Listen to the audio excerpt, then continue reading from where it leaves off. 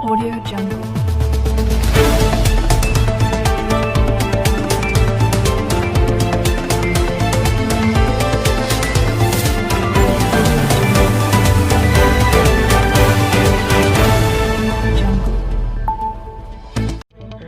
प्रधानमंत्री नरेंद्र मोदी ने कहा कि नया कृषि विधेयक मंडियों के खिलाफ नहीं है और जो कहा जा रहा है कि ऐसा नहीं है वो किसानों से सरासर झूठ बोल रहा है।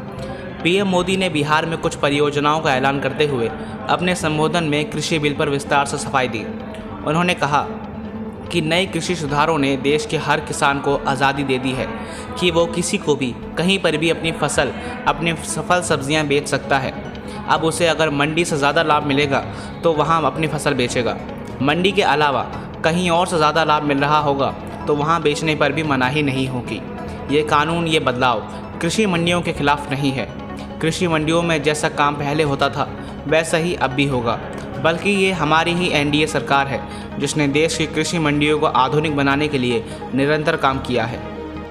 हमारे देश में अब तक उपज बिक्री की जो व्यवस्था चली आ रही थी, जो कानून थे, उनसे किसानों के हाथ पांव बंधे हुए थे।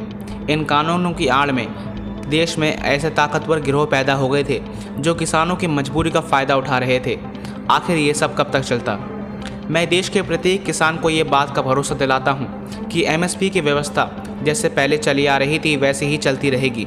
इसी तरह हर सीज़न में सरकारी खरीद के लिए जिस तरह अभियान चलाया जाता था वो भी पहले की तरह ही चलते रहेंगे।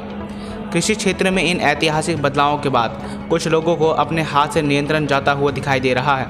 इसलिए ये लोग एमएसपी पर किसानों को गुमराह करने में जुटे हैं। ये वही लोग हैं जो बरसों तक एमएसपी पर स्वामीनाथन कमेटी की सिफारिशों को अपने पैरों के नीचे दबाकर बैठे रहे।